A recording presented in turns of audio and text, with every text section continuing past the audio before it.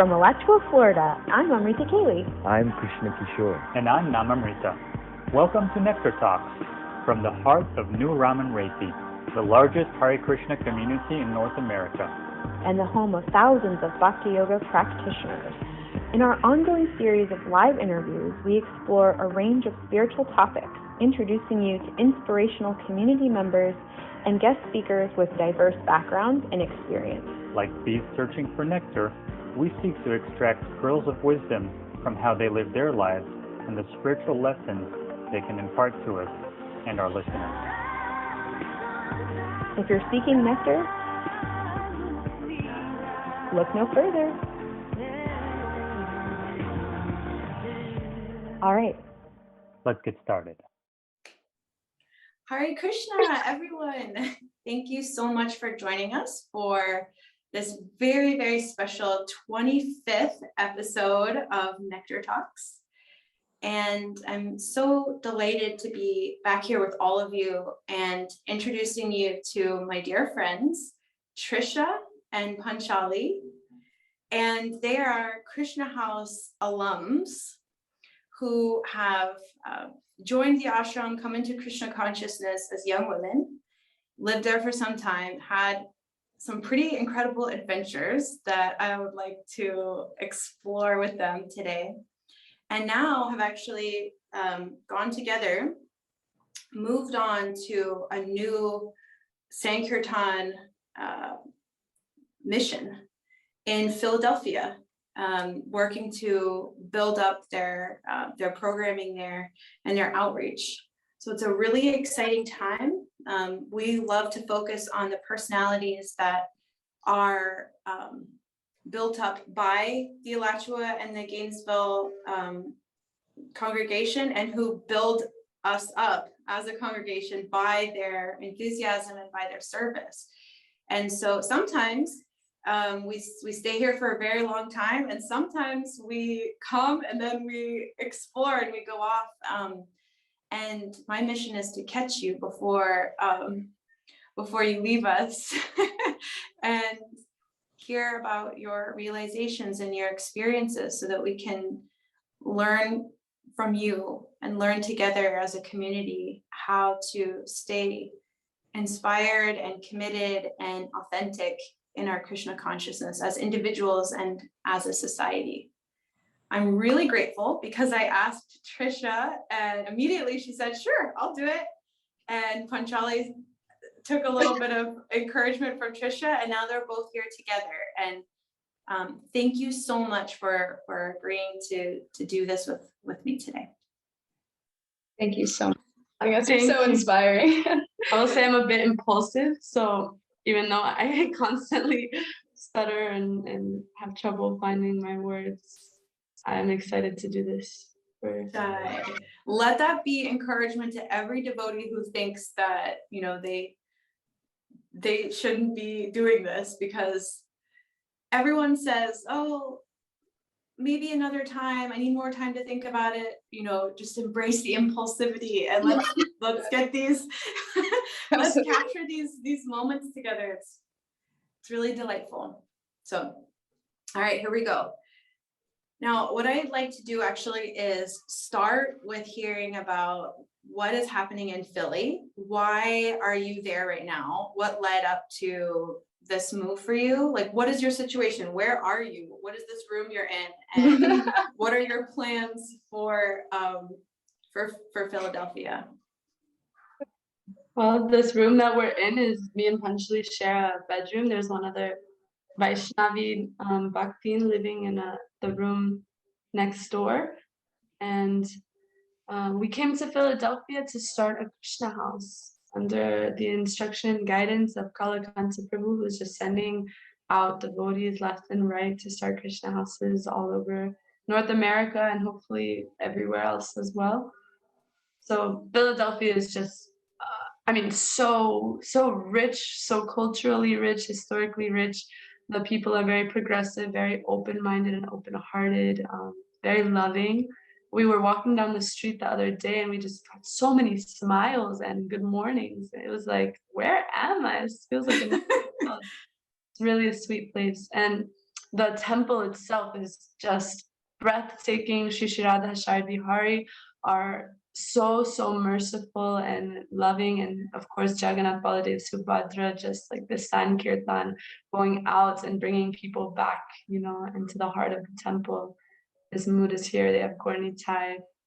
So it's just deities, are bringing this wonderful environment, and then the space at the temple itself. There's so much room because this half of the temple is an old hotel, and so there's just so much. It's perfect ashram. There's so much space. So we're fixing it up. It's got some work to do. They're doing a lot of construction, putting a lot of time and money into getting this place ready. The management is just amazing. Dronacharya Prabhu is the temple president, and he is all for this Krishna House model. He's been desiring it for quite some time now. So whenever Kalakanta Prabhu and him started talking, it was just a match made in Goloka Vrindavan. Yeah. So that sounds so exciting. So it sounds like there's three women in the ashram right now. How about men? There are maybe 4 or 5 men living here now that were already living. Some are pujaris, few are just want to be part of the temple life. So yeah, we're seeing where we fit in and how we can kind of unite everybody involved. They're a little older than our typical ashram residents, and they've been here before us, so keeping that like respect for what they've been doing, while also introducing this kind of newer model on how we can maybe do the morning program and things like that. What kind of facility is there? You were, hearing that it was a hotel sounds so ideal and really cool. How many people can it eventually accommodate should the ashram fill up? Oh my gosh. So if there's 2 people per room, wow, it could be like, how many rooms in this strip? We're in a hall. So there's 1 floor dedicated for in the future. Right now everything's filled with storage and being renovated. But in the future, there will be 1 floor dedicated for the women's ashram, and then the floor above us dedicated for the men's ashram. And on this floor alone, 1, 2, 3, 4, 5, 6, 7, 10 rooms. So maybe if we happen to do 2 people per room, then 20 residents, At least. At least. And there's a whole building that you can see out of the window over here that just has space, and there's room on the other side, which right now is reserved for grihastas, but if Krishna sends them, we're gonna find somewhere to put up. That's very much the model of the Krishna House. We make the beds and Krishna will send devotees, and we're really seeing how that works out. Yeah. You also asked, where are we sitting right now? We're sitting in the midst of a construction site. Basically. So it's very much that inspiring mood of Srila Prabhupada's first generation devotees who joined the movement, who are just cleaning the floors, the beds, and going out on Sankirtan or creating some kind of outreach program, and see the results. So very exciting, and guerrilla style warfare, seemingly. So what does that look like for you? What is your sort of a day in the life for you right now? First of all, how many days have you been there? And how is this going to be opening up for you? What does it look like on a typical day? We haven't been here very many days. I think they got here a day before me. So Thursday I got here, right? Thursday? Wednesday. 2 days. I got here Friday. So they got here 2 days. And so today is Monday. It's been we had 5 days. We had our first Sunday feast. That was really sweet. One girl already has inquired about, whoa, you have an ashram? Like how does that work? Like, can I move in?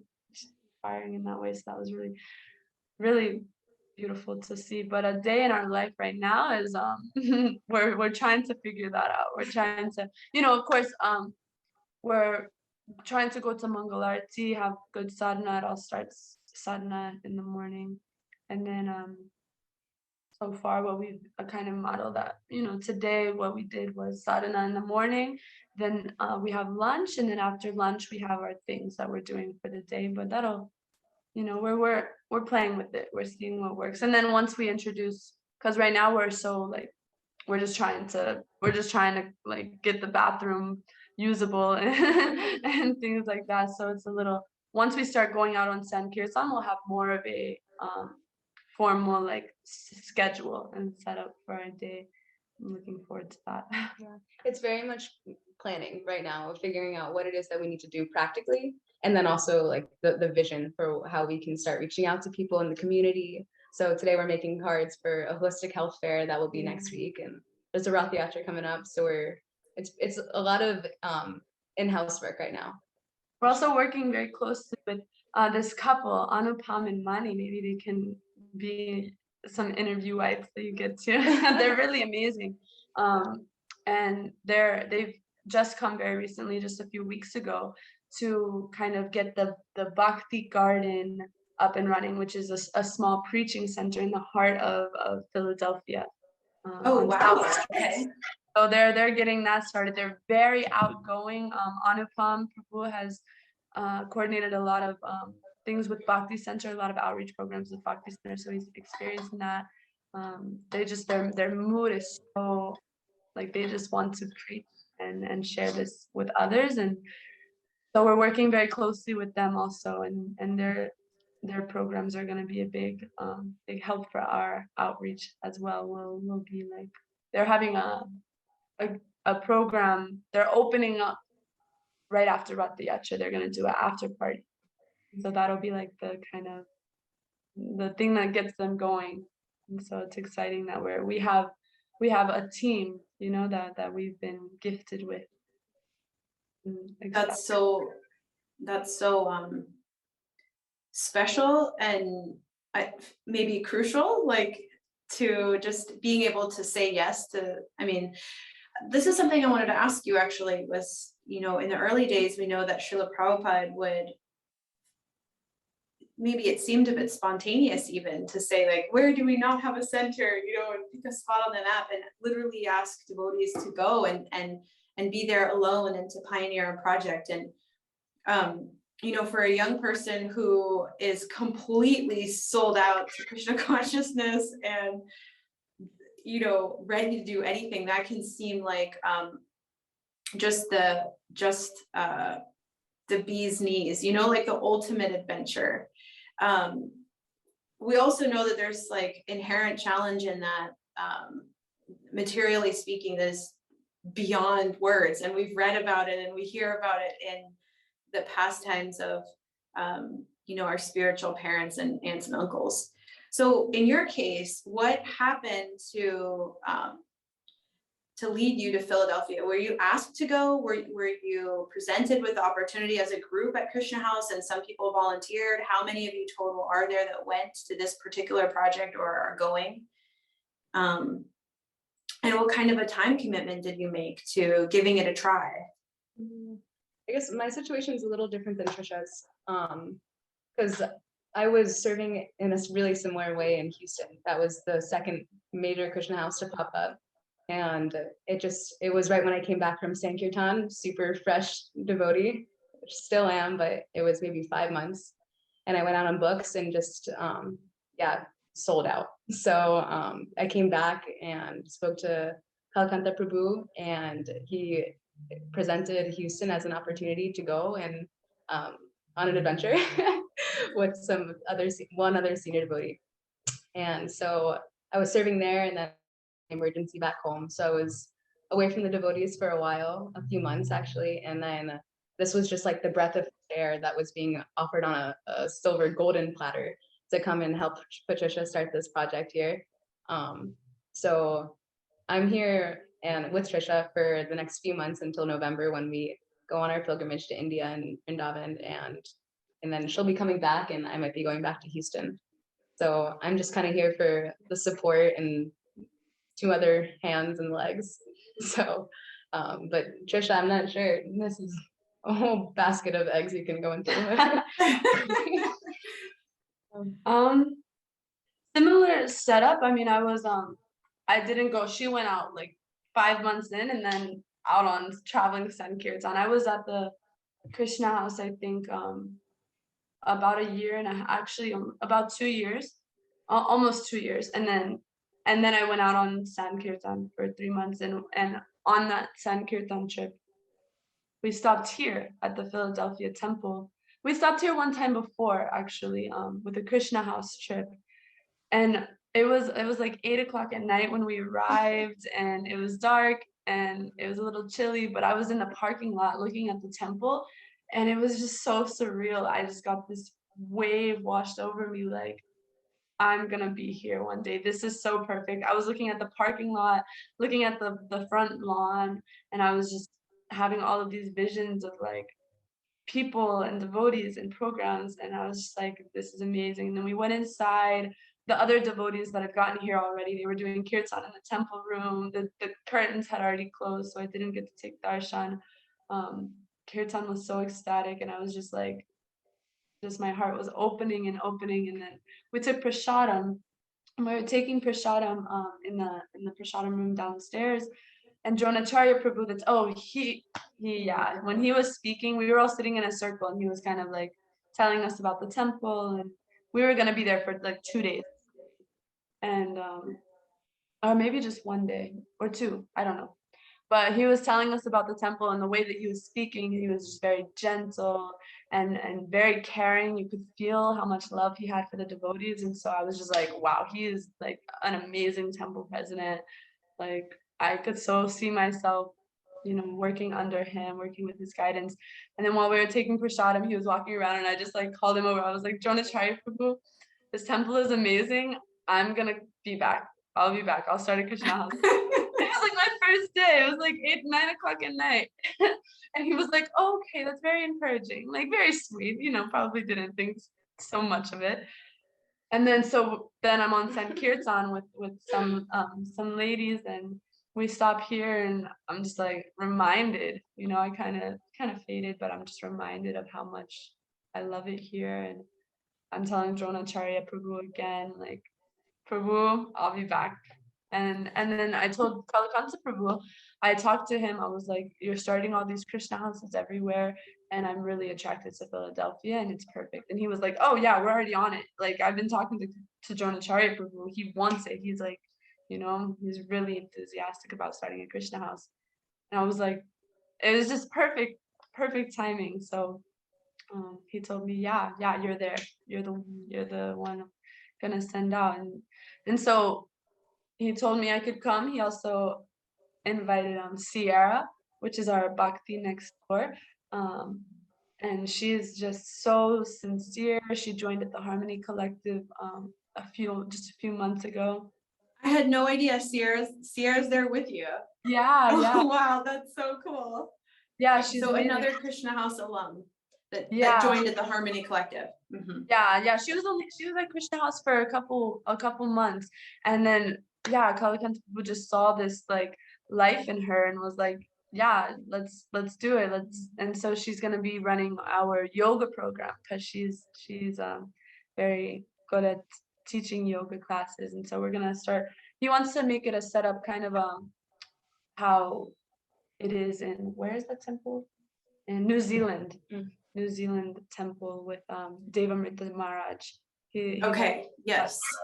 And so we're gonna try that out and see how that works. And Sierra will be in charge of the yoga program, which means we're going to be fixing up the prasadam room, painting it. We're gonna be trying to make it look nice. We're gonna get some nice carpet in there. Just trying to make the place look very like peaceful and zen. It's so incredibly inspiring to just be a puzzle piece and to really see Krishna just flood Philly with all of the resources, the devotees, the management, the temple facilities, everything that needs to be here to start a thriving program, a Krishna House program, a preaching program, grow a congregation, unite worlds. There's this point that Trish was saying when we were walking around and everyone's smiling, just Philly is filled with devotees who just don't know they're devotees yet, but you can feel that so powerfully here. So it's just so inspiring to be a part of it. And yeah, we're so grateful.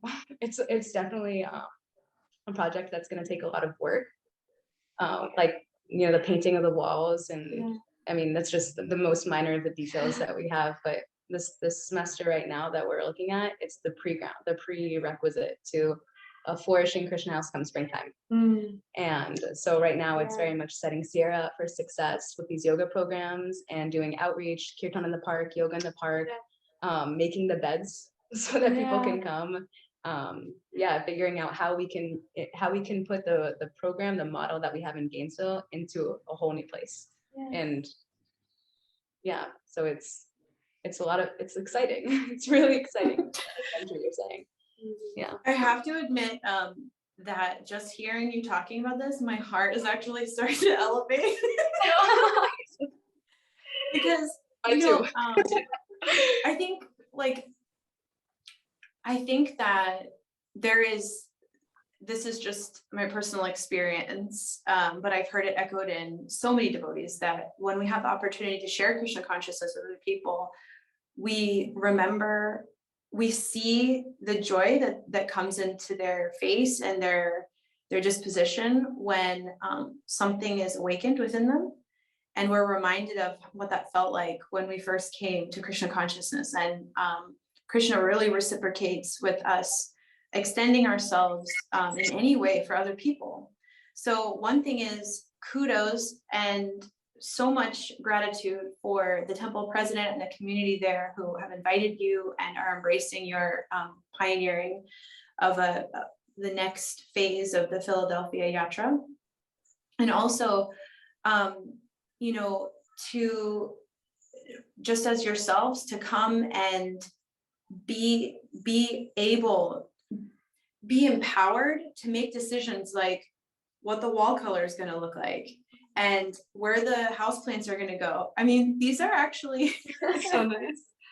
It's really, really,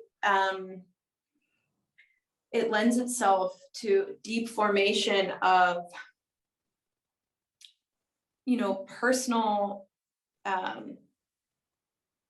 investment in ISKCON, in Krishna consciousness, in, when we're able to express ourselves and express beauty and express culture to other people, and we're given the freedom and we're being trusted as young devotees to responsibly pass on Srila Prabhupada's teachings.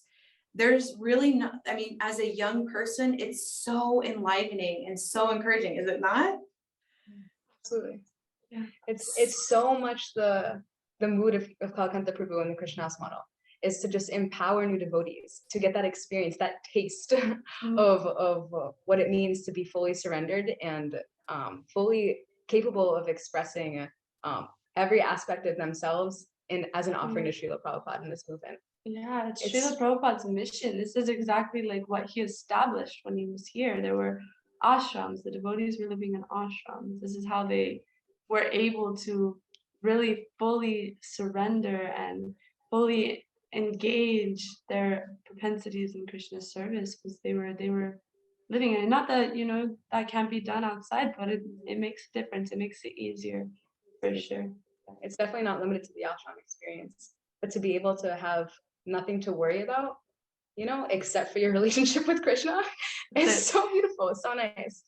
And it really, the baton is passed on, and we feel that so deeply at Krishna House, that just where we sit in the temple room and in this home, it has nothing to do with us. It was created by people who have not sacrificed, but willingly and happily given their lives to Srila Prabhupada in this mission.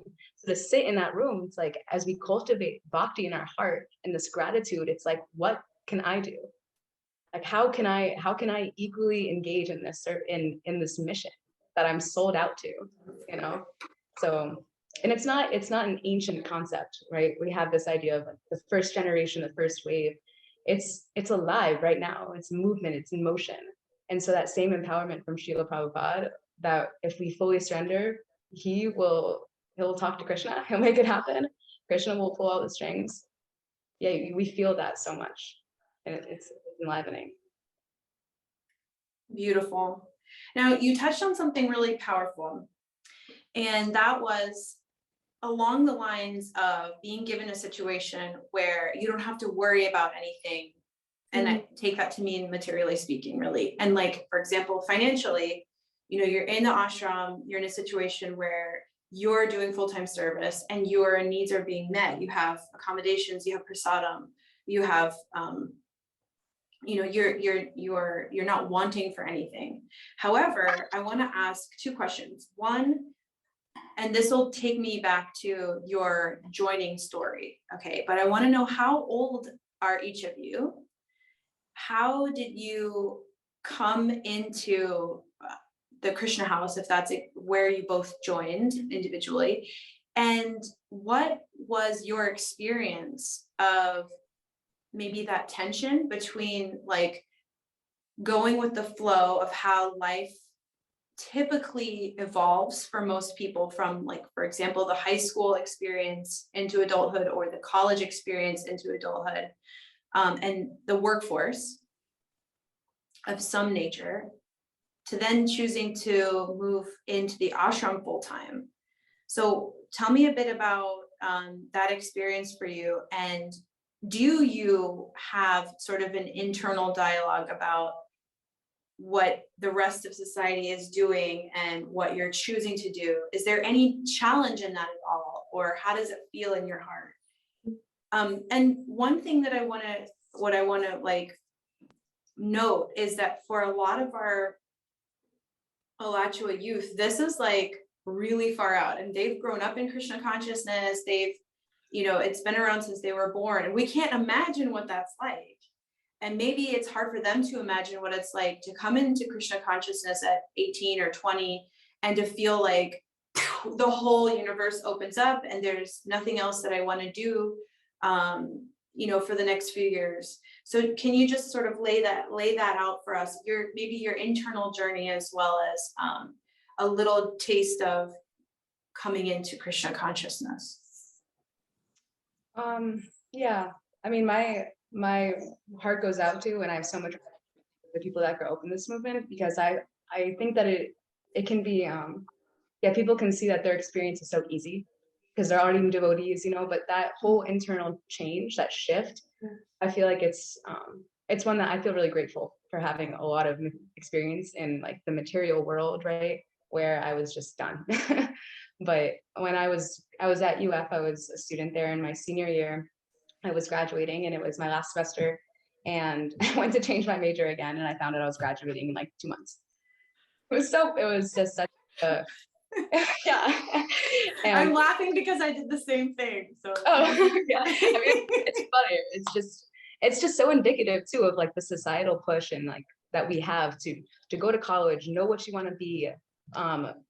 Yeah, just like be, even when you don't know what it is that you want to be yet. And the investment, and then the potential regret and distress that you feel from, am I making the right decision, even when you know. So for me, it was 2 months of this, okay, I kind of have a potential set up for something that could be exciting for me, but I don't know who I am. So like, I just need to breathe.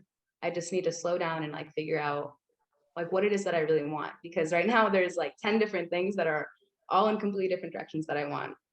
So I just kind of slowed down a lot and just really started, I guess I was pretty pantheistic. So I was just like, whoever is there, this is I have a relationship with. And yeah, I really trusted it. I had no other option, honestly, except to be in this mood of full surrender.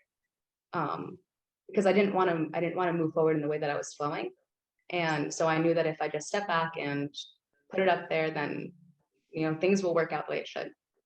So I got really blissed out in that space of like, I'm not worrying anymore. This isn't for me to take care of. So, and it might have been a little naive materially, but spiritually, it was like the most enlivening time of my life.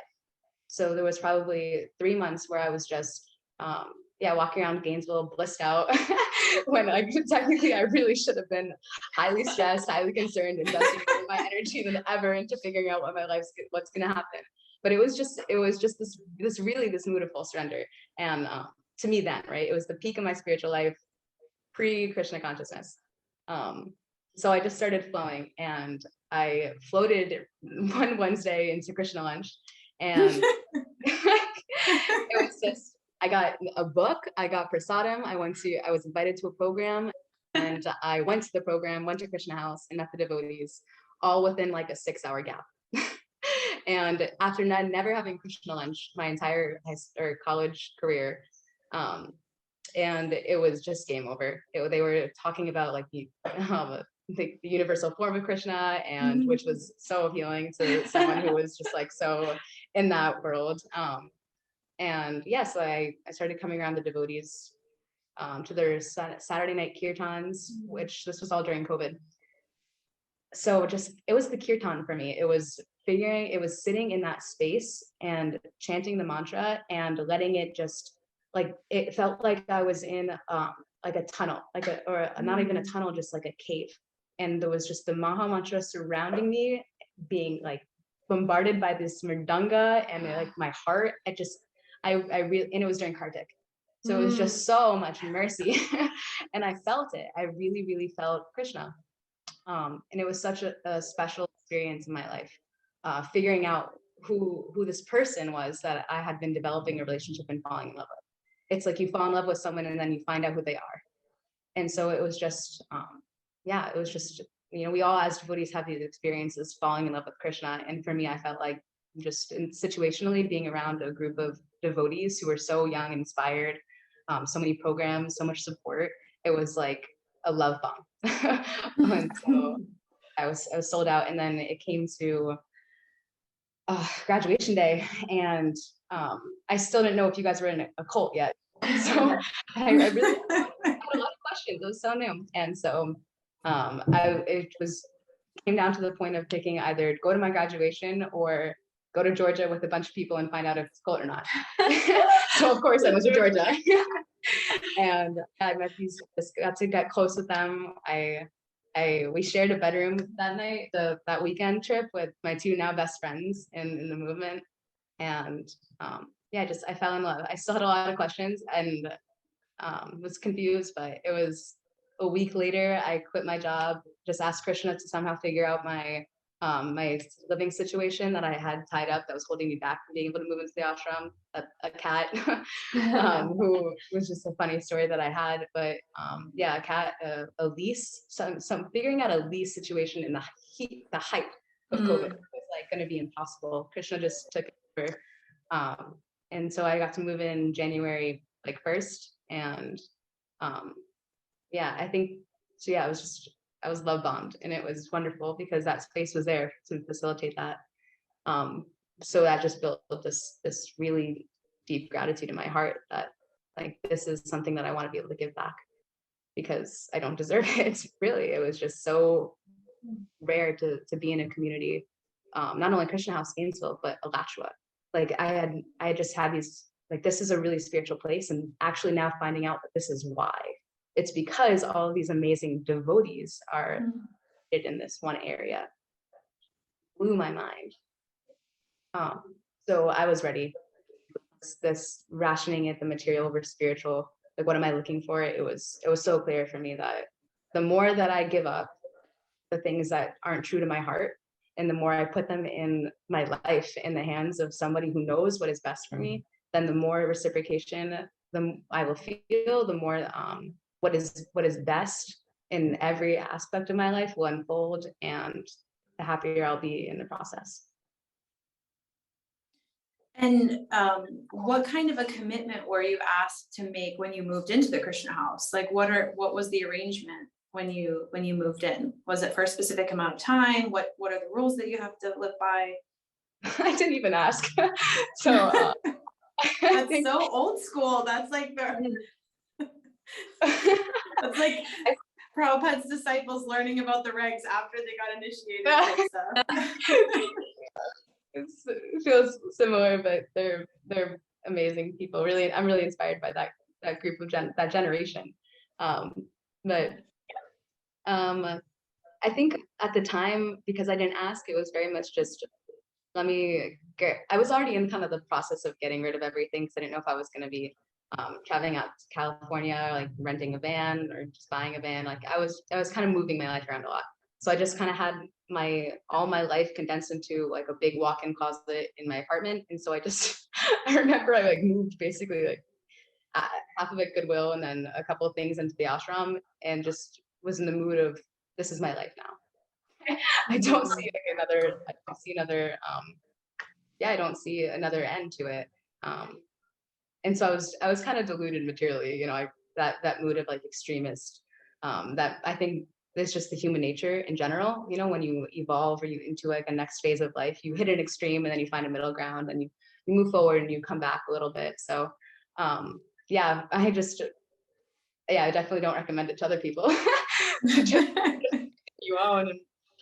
But I was definitely told it's just by semester, you know, so there's no commitment, come and go as you please.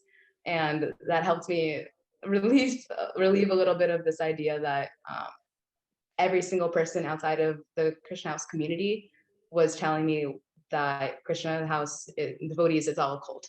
But it was just, you know, like, I don't like what you're doing. Was that friends, like friends in college or family, or where was that coming from? Yeah, both, definitely. Everyone. Because, you know, the people at UF have of the devotees is just really fire food, and then like strange kind of like indigenous music on campus, and like kind of like far out clothes, and like, you know, just who are these people, and everybody is probably a little bit too wrapped up in their ego to ask. You know, it's kind of like the videos from afar. When you're into something, you don't want to just go up and be like, this is sick, like let's talk about it, you know. So I was really grateful though, because where I was at, it's really just the association of the devotees that I had, specifically Adi Karta Prabhu, who's always out on campus doing book distribution. I just remember sitting in a kirtan with him almost every day on campus. I would just, because it was COVID, so my classes were online, so I would just show up on campus, and I'm so grateful for him, just being so just the way that he is very forward. So he'd just like, just sing, just chant, like who cares? And I'd be like, you're right, who does care? And I was able to give it my all. And so I don't know if I would have been able to do that any other point in my life, except for the time, of course, when it was set up for me to meet the devotees. But yeah, it was just very much come as you like. These are the things that we do, so things that we don't do. I'd been burnt out from doing all the things that I wasn't supposed to do anyway, in a very raw, real way. So it was easier for me, like, okay, let's try it. And I didn't miss it. I was far too engaged. Yeah. Wow, thank you so much for sharing that. Such a such a debt we owe to Adi Karta Prabhu. You know, all of us here pretty much understand that Adi Karta Prabhu goes out on campus at UF basically every day to do book distribution. And I remember too, he introduced me to Krishna consciousness in a real way when I was in college as well. And he actually tried to, you know, have me start distributing books while I was talking to him. Instead, just distribute this book. And I was like, you know, so he's one of those personalities that knows that, you know, engaging us is the way to acquire some taste. So thank you so much, Adi Karta Prabhu, for bringing us closer to Krishna and into the fold of devotional service, and Mother Ruchira for taking care of these cows and providing these absolutely Vaikuntha milk sweets that Adi Karta Prabhu brings on campus, and, you know, literally transforms people's lives with these sweets. Thank you. So I will say, just on that point of you saying he introduced Krishna consciousness to you in a very real way. I think it is such a beautiful arrangement that amazing devotees is around Krishna House, because I needed that. If I didn't have like, this is what it looks like, this is the raw thing, this is two parrots talking to each other, can you handle that right now? Kind of like thing, then I wouldn't have sold out as I was. Yeah. Tricia, are you ready to tell us about your experience coming in? I know that from talking to you, you grew up here and you had devotees in your classes because you went to Santa Fe High School and everything. So tell us a little bit about what that was like. That's so different from what Panchali and I went, how we were introduced. Yeah, it was just, when I think back on it, it's just like a dream. I didn't know what was happening, so I went to Santa Fe High School, like you said, and so there are a lot of devotees in the Alachua community. There were some devotees in my classes. I had a friend in one class that she was young and in my grade, and we would hang out. Her name was Radha Priya. So I was always saying Radha's name, when I was in high school. But then I also had, oh my gosh, okay. My story has quite a few details. I'll just go over it briefly, but like, there was this book that came to my stepmom's work, and it was a vampire book. And it was all about this vampire named Sita, who was supposed to be, it's a little like out there, and I wouldn't recommend it for devotees to read. It could be blasphemous, but it's why I'm a devotee. So there was this vampire named Sita, who is, Sitaram. And she is 5,000 years old, and she is always, this book is crazy. It's like the craziest book I've ever read. It's like probably the best, materially speaking, the best book I've ever read. But she was always trying to remember Krishna, always. And she knew that she had to remember Krishna when she died so that she could go with him. That she'd committed so many sinful activities in the span of her 5,000-year life. So she had to remember Krishna, which is part of the reason why it's so blasphemous. Mother Sita would never sin. But so in this book, I got to this part of this book where she was looking for a spaceship, a Vimana, and it was called a Vishnu Vimana. And so there was this boy in one of my classes, my music class, named Vishnu. Music class was really cool because our teacher was a little like relaxed and we didn't have to do anything.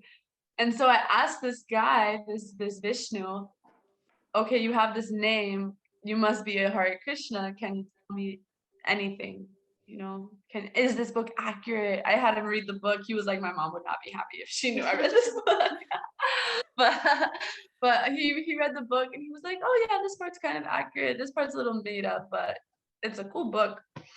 Anyways, he started, his dad was running the Govindas at the time when the Govindas in Gainesville was open. And so he would bring me prasadam from the Govindas, and it was my birthday, my 16th birthday was coming up, and as a birthday present, he gave me Bhagavad Gita, and we would just talk about it in class, and he would make me read the Sanskrit out loud because he said it was good for me. And I was like, okay, I guess. Wow. But I was definitely into my things. I wanted to experience intoxication and boyfriends, and so I kind of I knew that I was going to be a bad influence on him, and so I kind of cut off that association. But I always had an altar in my room since like middle school. I always had like crystals and like pretty pictures and stuff on my altar. So I put the Bhagavad Gita on my altar, and I would read it every once in a while, just open it up, and I had like highlighted things in there that I liked when I was, young. I became vegetarian for 6 months, but it was hard, once I stopped being friends with the, devotees that I was friends with, it was like, there was no motivation to keep that up. So I just kind of fell away and went into Maya for the next 3 years, which is, what I needed to experience, of course.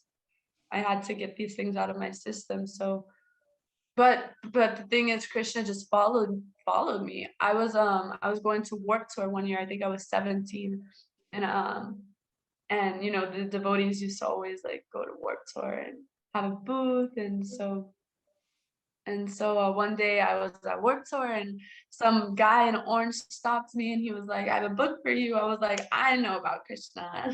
I was like, I have the Bhagavad Gita and I don't have a donation, but he gave me Science of Self-Realization. Anyways, even though I didn't give him a donation, he said, Krishna is going to knock until you answer. So just be aware of that. Something like that. And I was like, okay, kind of back burner, forgot about it. Then I finished off high school, graduated, got a job working as a waitress in a little Perkins restaurant, the same restaurant that my stepmom was working at when she found those books, those Krishna books. So I was working at that restaurant. She was still working there. So we were working together alongside 4 devotees. It's not a vegetarian restaurant, but there were 3 sisters working there, who were, they were born in the devotee name, not necessarily chanting 16 rounds, but like vegetarian and talk about Krishna. And then this devotee named Lucky, who lives in Alachua, who I just like, he's so amazing. And I was just working with these people and they were talking about Krishna and vegetarianism and all of these things. And I was just like, weird, okay, I've heard about these things before. But I was very wrapped up in my material life. I had just gotten an apartment, I had a boyfriend, and so I was a little like, that's so cool, but I'm doing my thing. Then I kind of quit / got fired from that job because I tend to be a little spicy. So I was working somewhere else. I started doing a lot of psychedelics and really just trying to figure out what is reality, because this thing that I'm doing with my life is lame and stupid and it feels completely draining and I can't continue like this. Since I was young, I always thought, oh, I'm not going to live to see 16. I probably won't ever learn how to drive. That's okay. Or, when I was like, I never saw a future for myself, basically. I never saw beyond, the next year, if even that. So I never had plans. Like in high school, I didn't want to go to college. It just didn't appeal to me at all. And I had no desire to advance materially. I just didn't. It felt like so much work for just to continue to be unhappy. And so yeah, that's why I started doing a lot of psychedelics and trying to figure out what was going on in that way. But then you go so high and then you come down and you're back in reality. And that was always rough for me. But there was this one time I was at a party and I see this girl from across like the front lawn or whatever, and she's like glowing. She's like effulgent. She's the most beautiful person I've ever seen, and she's just like bright. And I like all the way across. There's so many people, and I just like went straight up to her. I was like, "You're so beautiful. I want to be your friend." And so we exchanged contact information, and I think we hung out one time. And then we never hung out again, but I had her on Instagram. And so I'm scrolling through Instagram at the peak of my like material life sucks. Let me just escape through psychedelics. And I also, during this time, I was like, I need to start reading Bhagavad Gita again. I need to start praying. I need to start reading Thirst, this vampire book that I was reading that introduced me to Krishna. I was like, I'm going to start reading that again, but I want to just skip to all the parts with Krishna. And so this part of me was like, just come back. And so I'm scrolling through my phone in the midst of all of this, this mind stuff that's happening. And I see her post about Krishna a year later, after meeting her at a party and hanging out with her one time. And I asked her, like, how do you know about this? Like I thought it was like the world's best kept secret and only I knew about it, and people that were born in the movement, And she says, well, like I live in an ashram, it's called Krishna House. This is right at the beginning of COVID. So it was like, people were really scared. But she was like, you can come. They were doing kirtan outside. Brihat Mridanga, who was actually going to be coming here in the spring to run the men's side of the ashram. He had set up, they were doing kirtan every single night for like an hour from 7 to 8. And so she invited me and she told me I should come hang out with her and meet the devotees. And I was like, okay, bet. And I was there, I think that night or the next night, whenever I was free, I was there. Every time I was free, I was there. And I just remember getting there for the first time and seeing how the devotees interacted with one another. It was like this sweetness that just felt like this is what family is supposed to be like. This is what the world is supposed to be like. This is how people are supposed to treat each other. And they got me prasadam. And since I had known the Maha Mantra, I like sang them. I had this YouTube song that through those 6 months when I was vegetarian in high school and, thinking about Krishna a lot, I played this kirtan over and over and over again. And so it was the only melody that I knew, but they could see that I knew the mantra. So they were like, "Do you want to sing?" I was like, "Yes." So I grabbed a cup and I was like, "Do you guys have a cup?" And so I grabbed a cup, and I don't know if you know the cup song from what's that movie, Pitch Perfect? But it's like you like clap and then you do the cup thing, and I was like, okay, you guys are in for a treat. And I was like, Hare Krishna, Hare Krishna. And we did kirtan. Kameshi that video. She lives at Krishna House. I just felt like I was completely at home. Basically that day, that first day that I ever came, I was like, okay, when can I move in? And Kameshi was like, she was the ashram leader, the women's ashram leader at the time. So she was like, okay, let's take it slow. Let's start reading. Let's start, hanging out sometimes. Let's chat up on FaceTime. And so we would do that. Cool. We started reading Chant and Be Happy, which is perfect for me because I love the Beatles and I love music. Yeah, and we started chanting every couple of days, one round of japa on FaceTime. Because of COVID, it was like more distance. And I was always just like, when can I move in? When can I move in? And then finally they were like, okay, just come, you can move in. I still had like a month left on my lease. I was just like, okay, whatever, here's my money. Just take the apartment. And I moved in and yeah, I mean, so much happened to invoke that also, that very strong desire. Like I needed to move in, just so many experiences outside of Krishna House and still like having my, boyfriend and still like being engaged in other activities on one end while, when I would come to this like sanctuary, this spiritual sanctuary.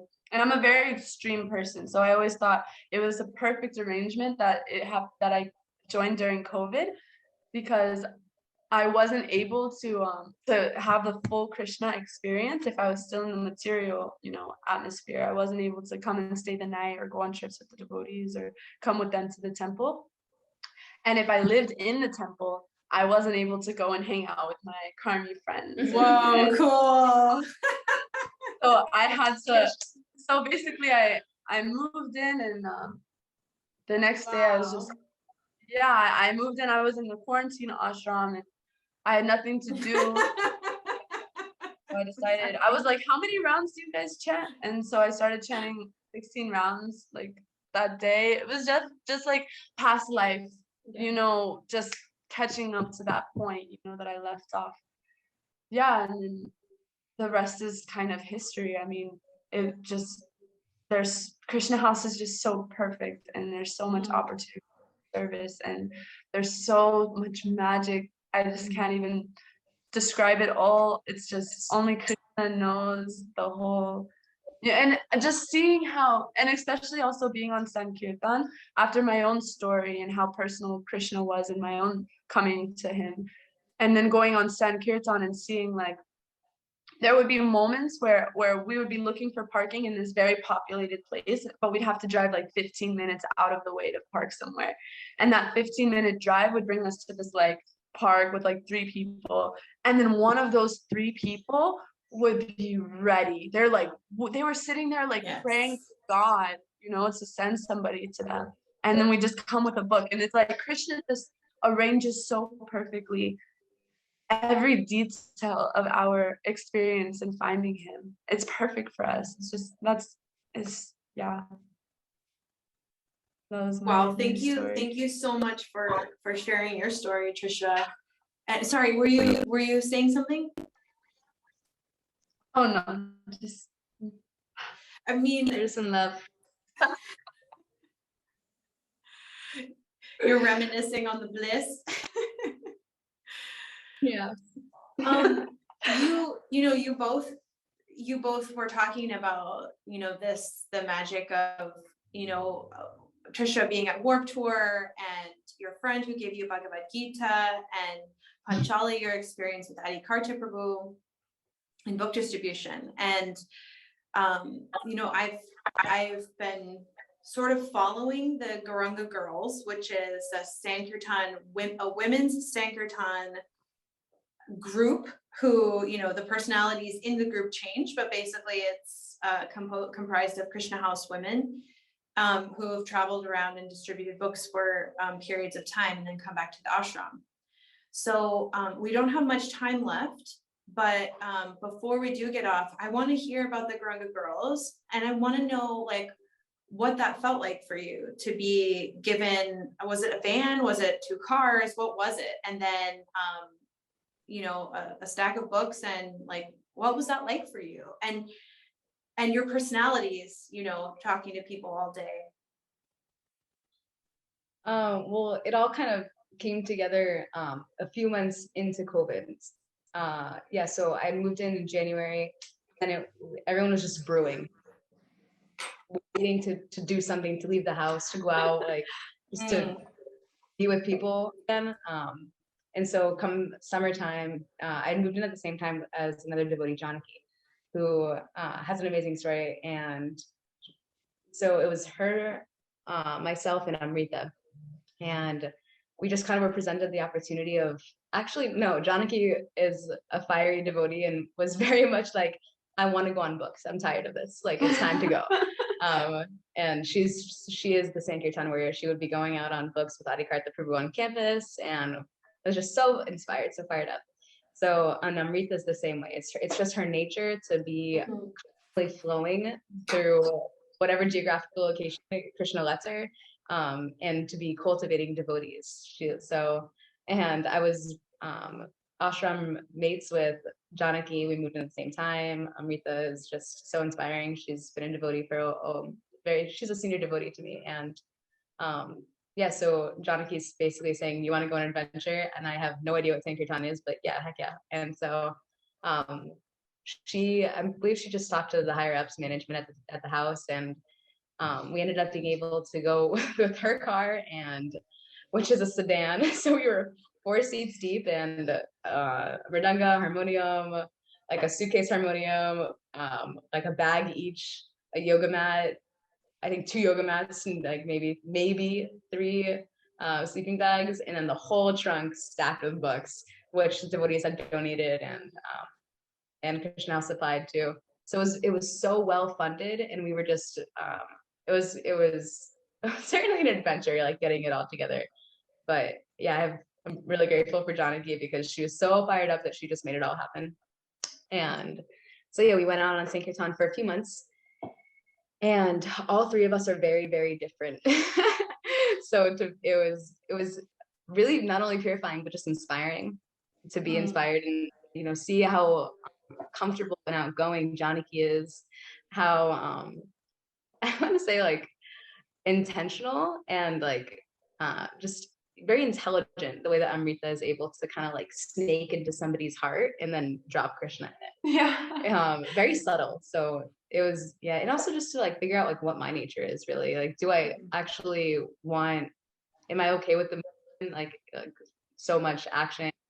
Do I like to sit back and kind of just like put myself in a place knowing that whatever is about to happen, like Krishna's sending a sincere soul, or an opportunity for me to grow in a more purifying way. So it was, I fell in love with watching Krishna's magic happen. Like Tricia was saying, you know, you just like whatever is going to happen, it's actually perfect, even if it's some kind of like distressful situation, or you know, at one point the car broke down at the base of like the Brooklyn Bridge, and it's just me and one other girl who's not even in the Sankirtan group, and it's just, this is perfect, it's actually completely okay. So to really like sink into that mood of like everything is perfect because it's Krishna's arrangement, so let me just like find the opportunity here to serve. That was really embedded in my heart, and I took that with me, and hopefully I can remember those moments, you know. But yeah, it was really enlightening, and I will say that those 2 girls are still the most inspiring and supportive people. Yeah, and we came back and just all kind of started to do our own things again, and then Janaki the next summer was like, I'm we're not slowing down. We actually wanted to keep going. And so anyway, she just put another group together of Sankirtan devotees, and I think Tricia was part of it, but it was maybe, I don't know how many girls. It was me, Janaki and Amrita also went, and then Kameshi went, and also, thank God, Prabhupada Priya went. Amazing. So Prabhupada Priya is as a senior Vaishnavi, like not senior citizen, but she's very senior to us. She's the educational director at Krishna House, and she's just like so full of life. So yeah, we got to go. Five of us went. We went in two vehicles. Yeah, similar situation, just like cars full to the brim with books and about a bag or a suitcase each, and a yoga mat and a sleeping bag. But it was a little different. I think when you guys had your Sankirtan thing, it was more daily books. For us, when we went, you guys went for a month or 2 months. Yeah, we went for a little bit longer, not much longer, but for us, there were a lot of programs happening. So it was a very, I would say, I would like to, really experience the hardcore Sankirtan energy, but it was a very well-rounded experience in that we went to a few retreats and we got to make a lot of connections with different devotees, and also, doing books was just ecstatic. So yeah, it was like, yeah, and definitely with there being many of us, it was a lot of learning how to communicate when we're annoyed before it becomes a problem, or when we have a need that's not being met, or also communicating when we appreciate something that somebody's doing, and when we and how much we value each other. That's realizing how necessary it is that we do that, because so often we feel like these things go unsaid. My love goes unsaid, they should know. But to communicate that really makes it sink in. And so just I think it was like wonderful training for this project, this starting the Krishna House. Especially, I'll be taking on the service of leading the women's ashram and taking care of the Vaishnavis that come. So being able to communicate in a way that's truthful and really where I'm at and really how I feel, and not letting any tension that I have build on itself, being very supportive. So wonderful. While you were sharing and that dog was barking, I'm just thinking about, like the dog of the mind, and how Krishna gives us these experiences like book distribution or living in the ashram. And, we have this very, very internal, we're having these internal conversations. We've referred to it as like being in a rock tumbler, because the rocks are tumbling together closely in the rock tumbler, but they're all getting shiny and beautiful, and like their true color is coming out. It's being revealed through that experience. And I am blown away that, this, first of all, that Gauranga Girls was basically an initiative started by one of the Krishna House women, by Janaki, who wanted to go out, and that you guys were encouraged to do that. And then along the way, I imagine were you staying in devotees' homes or temples? Is that, how were you sleeping at night?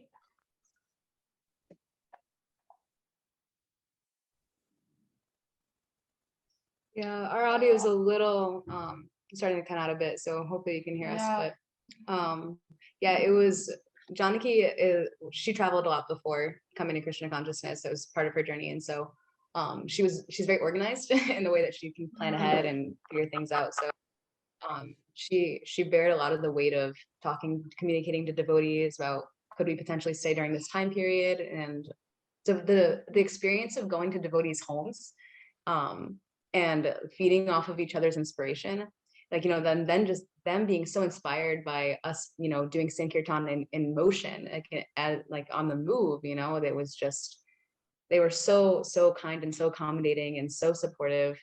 And they really made us feel like not only part of this like movement where we're, like serving together, but like we're family. That was really beautiful. And then we stayed in temples, and that was I mean, as new devotees, it's so, I mean, and also for me, I did only had experience in Gainesville and Alachua. So to see the reality of what we're navigating in North America as a movement was really like a broadening. Like it was I was able to see kind of where we're at, and also just come back and be so much more humbled and grateful for the situation that I was in, and inspired to be a part of this bigger community of ISKCON and serve. And also to see like the youthful spirit that we have in Gainesville and Alachua is so rare. You know, these temples, like the morning programs, there's so much room to really grow. And it's amazing with where it is right now. It's incredible that we've come this far. Yeah, and so the temples, were also really grateful that we were there, supporting a morning program, bringing new people in, even just bringing congregation members in. You know, people love the fact that there's like a pop-in morning program, people dancing and singing, and yeah, and so that was really wonderful. We went up the East Coast, so we went all the way to Niagara Falls and then came back down. And Niagara Falls was the only place that we ended up staying in a hostel, and it was amazing. And we did the most books. Didn't ask, we just kind of popped up a table, and everywhere we went, Janaki's so fired up. She just had the mridanga, and we just were with Balaram, and we just felt like unstoppable. And Niagara Falls is an amazing spot for books because people are just constantly moving. So you just stand in one place and play the mridanga or like wander, and it's there. So, and the hostel was a great experience too, because I think that was when in me, what I saw was this could be an ashram. Like everywhere I went, I was like, this could be a temple. Same. Yeah. I was thinking about the devotees. Please go ahead. Sorry. No, I was just saying the devotees are wonderful. Everywhere we went, it was just so heartwarming, really. So lovely, so inspiring. Yeah, I was thinking when Tricia said earlier that what's the temple president's name in Philadelphia again? Dronacharya. I can imagine, that he was always supportive, but meeting Krishna House devotees and meeting you saying, some years ago, I'm going to be back. I'm going to be here. I can see myself here, is something that encourages temples all over the country to experiment with, facilitating ashrams again. So thank you so much for your service. And I'm wondering before we close, if there's anything on your heart or your mind that you want to convey to the community, to the Alachua community, to the Gainesville community, sort of as you're moving on now to new experiences. Oh man. Can you hear us? Because my internet is cutting out and I didn't really catch that last sentence. I can maybe join a call on my phone and we can try to finish up. I heard you say, is there anything that you want to say, but we didn't hear what the prompt was. Yeah. Yes, no, this is fine. We'll just close here. And I'm just curious if there's anything left on your heart. You've already shared beautiful realizations. You've shared your experiences. I just want to say how grateful I am to you for your spirit of adventure and surrender, and for reminding those of us who are outside of the ashram now, outside of the brahmacharini or brahmachari ashram now, of the magic, the Krishna magic that is available to all of us. So if you can hear me, if there's anything left on your mind or your heart that you want to share, go for it.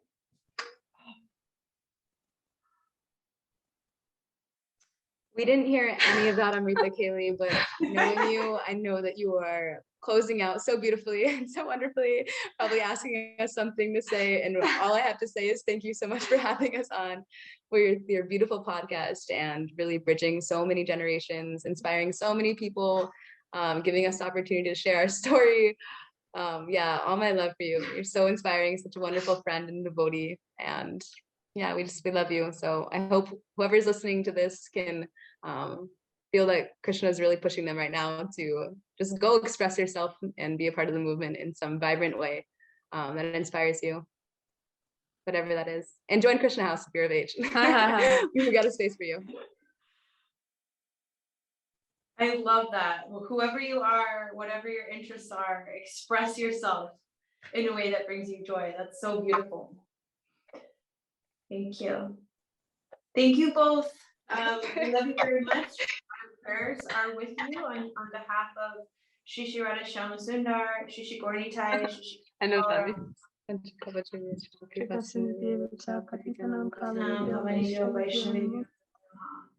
May you feel protected, may you feel inspired, and know that we're with you. And we can't wait to hear about your adventures moving forward. Hare Krishna, Srila Prabhupada Ki Jai. Hare Krishna. Cannot hear you still, but I love you. Haribol. Thank you all so much for tuning in for you so this much. episode of Nectar Talks. And we look forward to seeing you again and again. Please come forward as a volunteer to be interviewed, suggest others that can be interviewed. We can't wait to hear from you. Hare Krishna.